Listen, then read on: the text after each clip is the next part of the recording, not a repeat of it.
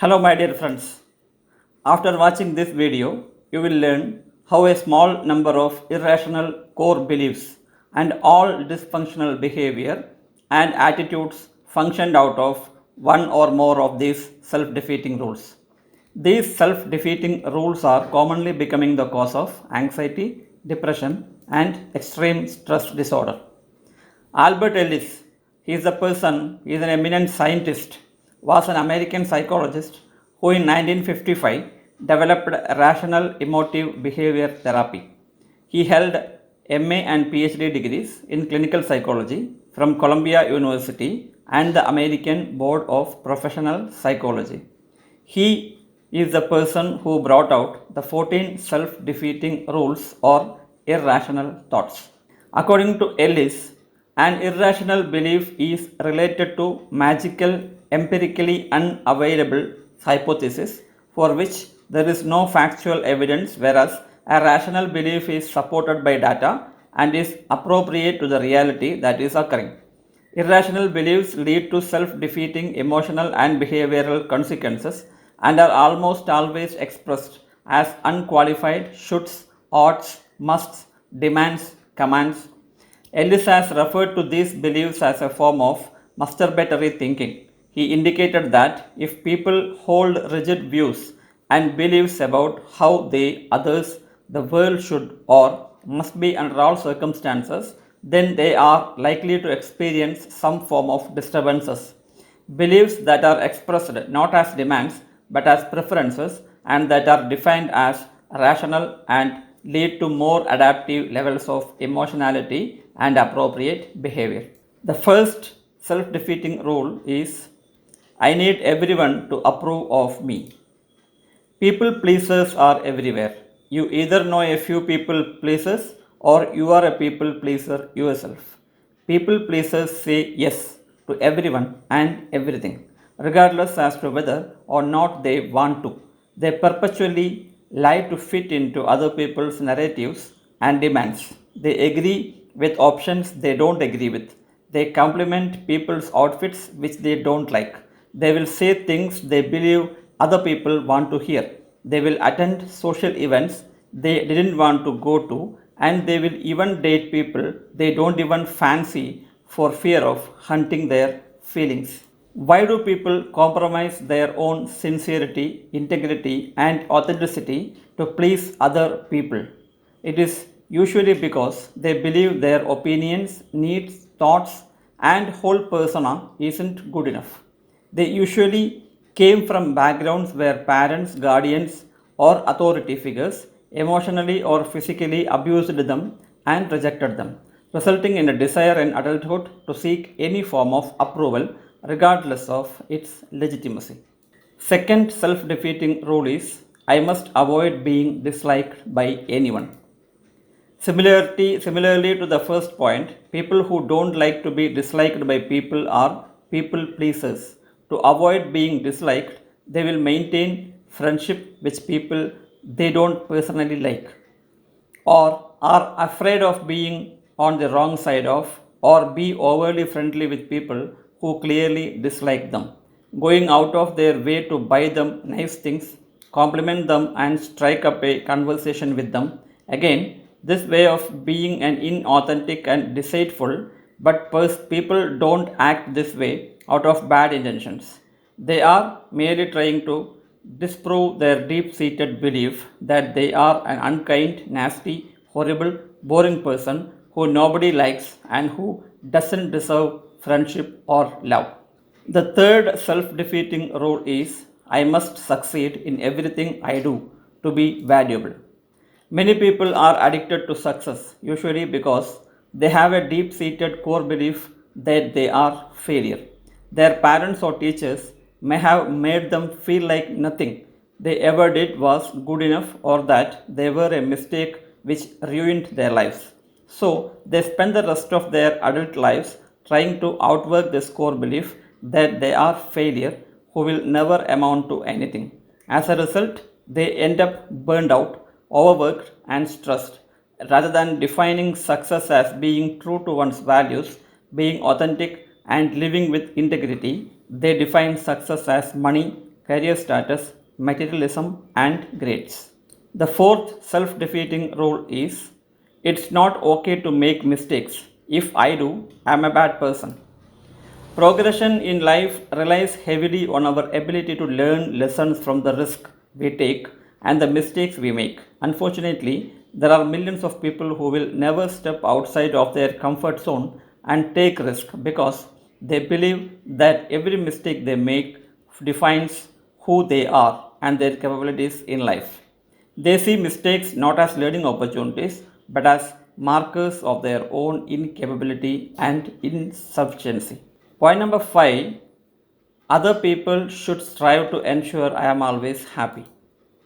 While it is easy to look at this rule and believe it only applies to a small minority of people who act like Veruca salt, this idea isn't as clear cut as that. There is no denying that there are people in this world who feel entitled to be taken care of and appeased by everyone from strangers to immediate friends and family. There are more people out there who carry these beliefs more subtly.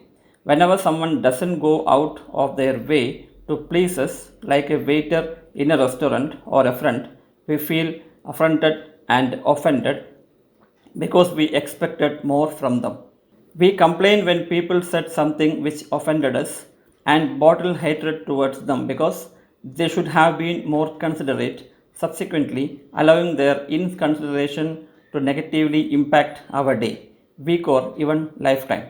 We can easily fall into the trap of self consumption and forget that our needs, values, and life objectives are not any more significant than those around us. So we prioritize our feelings, needs, and emotional satisfaction without considering the complexity of those of the people we interact with. Number 6 in the table, people who do not make me happy should be punished. Many people feel an urge for vengeance when they have been wronged. They hope someone who hurt them feels hurt sometime soon, or they hope the person who stole from them gets robbed to see how they like it. While that may be natural inclination to feel this way in extreme circumstances, it is never a healthy way to respond, and it's even unhealthier when this desire of vindictiveness enters our everyday realm onto those who haven't even wronged us, but merely didn't appease us. There is an extreme level of self importance which comes with the idea that our displeasure is worthy of trial and punishment to the source which caused it. Your happiness and pleasure isn't the responsibility of anyone else, and it is not any more important than other people's happiness. The seventh point in self defeating rules, things must work out the way I want them to. While it is healthy to have grounded and positive expectations for yourself, having expectations can be deadly when too much weight is put on them. People with this mindset believe things should be the way they want things to be. Their career should be X, their partner should look like X, people should give them the responses they expect from them. The food should taste exactly how they imagined it to be because they put so much weight on how they want things to be. They fail to appreciate how things are. We would be much happier if we cut out all expectations we have of processes, people, life paths, careers, experiences, and things. Point number 8, my emotions are illnesses which I cannot control. People can easily get drawn into the idea that their mental health defines them and that the only power they have in controlling the state of their mind is through drugs or therapy. While in every very severe cases, drugs may be absolutely essential and therapy is something everyone should be encouraged to take from time to time. Your mental health label is not your life sentence. It doesn't define you and it doesn't limit you to be this way forever. Out of the all illnesses we can have in our lifetime, it is the one we have the most power over. While drugs and therapy can help, you are the definitive power between yourself and your mental well being. Therapy won't do the work for you, only you can do that work, and even in cases where it is necessary, when it comes to mental health, drugs can't do all the work and make it all go away either. Until we take responsibility for the part for the part that we are playing and the power we have over our minds. We can never be the conduits of change, as we will remain disempowered and dependent upon external sources. The ninth self defeating rule: I can feel happy in life without contributing back in some way. We are all creative people in some form. Whether our creativity is artistic, linguistic, scientific, or mechanical, we all are capable of producing new things. However, our beliefs are what limit our creative power. Sometimes people live life trying to get more stuff in order to feel more fulfilled rather than produce more stuff.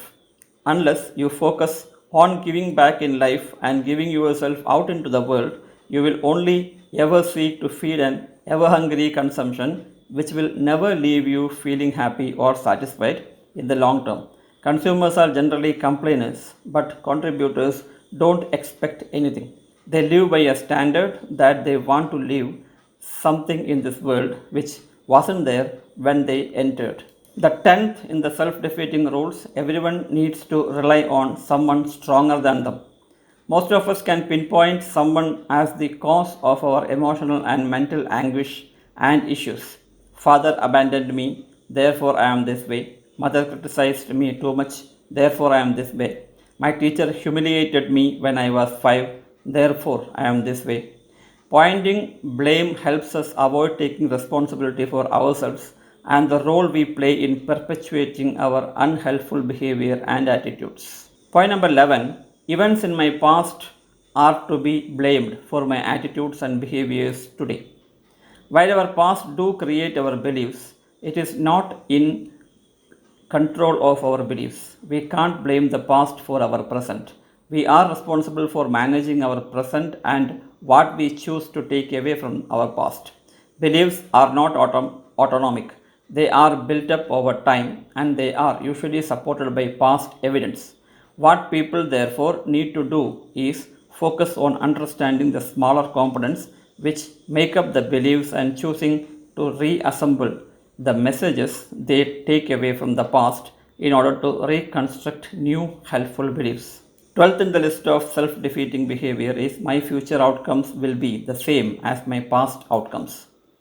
The past can never reflect the future, no matter how convincing the evidence is or how frequent the cycles of misfortune which seemingly repeat themselves are. We need to appreciate the present and commit to life of living our best without allowing the shadows of the past to taint our present day and potentially spoil our future. Number 13 in the list of self defeating rules: I should not have to feel sadness, discomfort, or pain. No matter how positive our outlook on life is, we cannot expect to live a life free from sadness, pain, grief, stress, and struggle, even if you have already gone through a lot. Negative emotions are part of life, but being able to more accurately relate to yourself if helps manage and cope with these upsetting and disturbing life events. We are not entitled to do anything in life. Entitlement is self consumed, irresponsible fantasy concept which doesn't have any basis in reality. The last and 14th point in self defeating rules are: someone somewhere should take responsibility for me. We can go to therapists, life coaches, doctors, politicians, partners, parents, and even children looking for external support and help during difficult times. But we have to accept that we don't live in Hollywood movie or a fairy tale. People can help you, comfort you, and be there for you, but nobody is coming to save you. Only you can save yourself. Once you train yourself to understand your irrational beliefs or self defeating beliefs, or once you make your client understand his or her irrational or self defeating beliefs, tackling those beliefs becomes easier. Thank you for watching this video. Please like, comment, and do not hesitate to subscribe this channel for more updates.